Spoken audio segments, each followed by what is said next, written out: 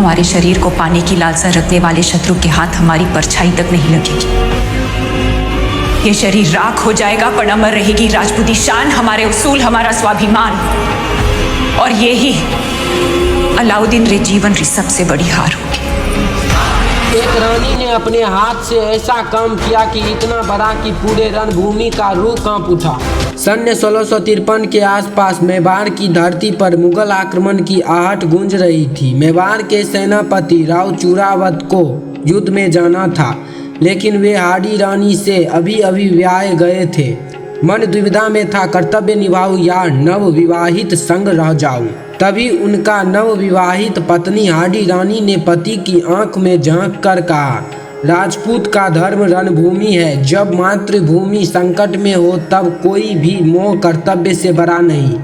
लेकिन राव चूरावत अब भी द्वंद्व में थे। वे सोचते कैसे अपनी प्रिय पत्नी को छोड़कर रणभूमि जाऊं।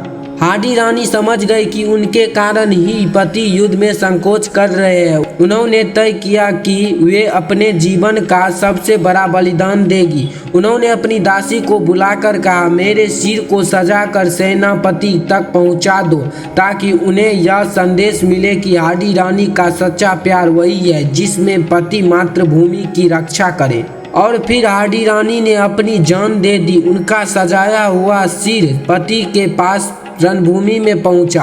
राव चूरावत ने जब देखा तो आंखें भर आई। पत्नी ने बलिदान देकर उन्हें कर्तव्य की याद दिलाई थी। उन्होंने अपनी तलवार उठाई और चिल्लाए, आज यह युद्ध मेरी हाडी रानी को समर्पित है। वे रणभूमि में उतरे और दुश्मनों का डटकर सामना किया। मेवाड़ की धरती पर हाडी रानी का बलिदान अमर हो गया।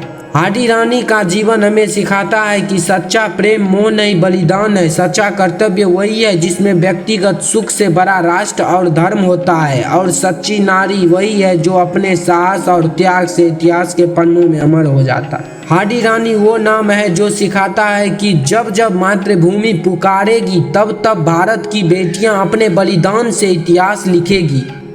हमारे शरीर को पाने की लालसा रखने वाले शत्रु के हाथ हमारी परछाई तक नहीं लगेगी। ये शरीर राख हो जाएगा पर अमर रहेगी राजपूती शान, हमारे उसूल, हमारा स्वाभिमान। और ये ही अलाउद्दीन रे जीवन की सबसे बड़ी हार होगी।